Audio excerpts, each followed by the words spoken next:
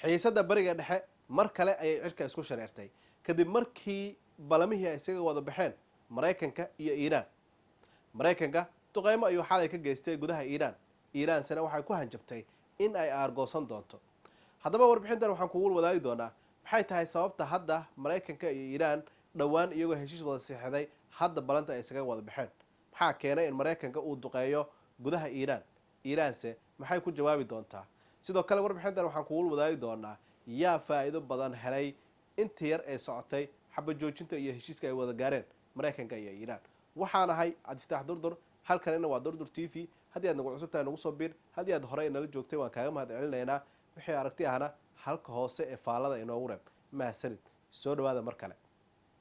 xiisadda ka aloosan gobolka bariga dhexe ayaa mar kale gashay marxaladda cusub kadib markii ciidamada Mareykanka ay xalay weeraro cirka ah ku beegsadeen bartilmaameedyo militari oo ku yaala gudaha Jamhuuriyadda Islaamiga ah ee Iiraan.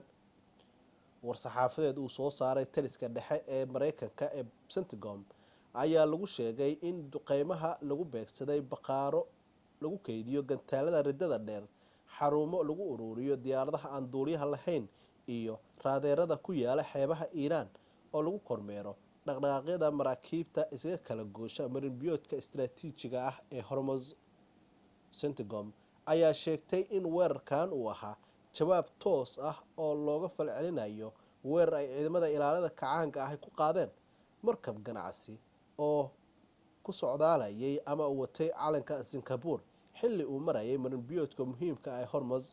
sida Mareykanku sheegay, weerarkaasi wuxuu dhaawac u geystay markabka inkastoo aan la sheegin wax dhimasho ah. madaxweynaha Mareykanka iyo ku-xigeenkiisa ayaa sheegay in Mareykanku uusan marna aqbali doonin weerar lagu qaado maraakiibta ganacsiga ama lagu carqaladeeyo xorriyadda isu socodka badda, iyagoo ku adkaystay in xadgudub kasta oo lagu sameeyo heshiiska xabad joojinta uu la kulmi doono jawaab militari oo degdeg ah.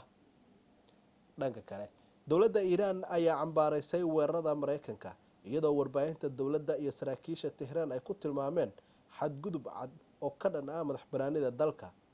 ilaalada kacaanka ayaa ku hanjabay in si degdeg ah ay uga jawaabi doonaan haddii Mareykanku uu sii wado weerarada, halka saraakiisha Iiraan ay ku doodeen in tallaabooyinkoodu ay ahaayeen kuwa la xidhiidha maamulka amniga marinbiyoodka 𝗤𝗏, isla markaana aysan aqbali doonin cadaadis dibadeed.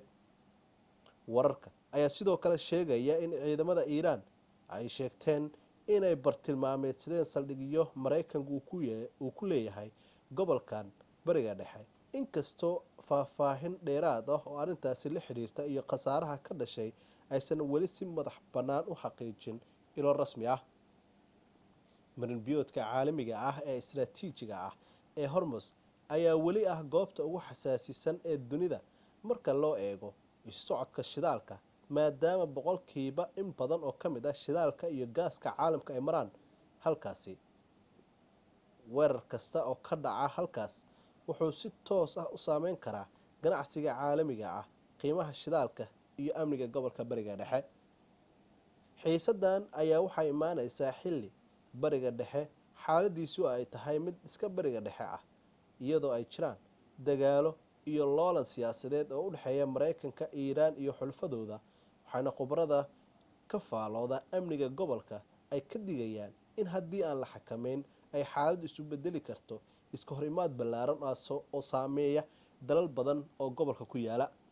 ilaa iyo hadda ma jiraan warar rasmi ah oo xaqiijinaya khasaaraha ka dhashay duqeymaha Mareykanka, ha yeeshee indhaha caalamka ayaa kusii jeeda tallaabada xigta ee Tehran iyo sida uu u saameyn doono amniga bariga dhexe iyo isu socodka maraakiibta caalamiga ah.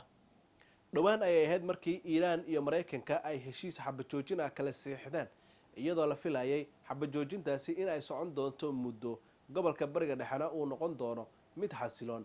balse durba waxaa soo ifbaxay in xabad joojintaasi ay kala jabiyeen labada dhinacba, iyagoo isku eedeynaya midba midka kale in uu ku horeeyay jabinta xabad joojintaasi.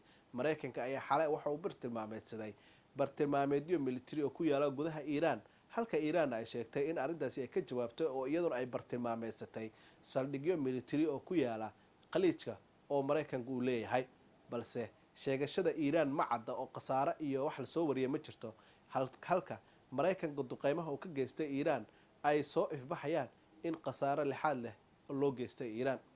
waxaana sidoo kale maraykanku uu sheegay in ay bartilmaameedsadeen raadeerada ee ku yaala xeebaha kuwaas oo kontaroola amaba la socda dhaqdhaqaaqyada maraakiibta isaga kala goosha marinbiyoodka muhiimka ah ee hormuz.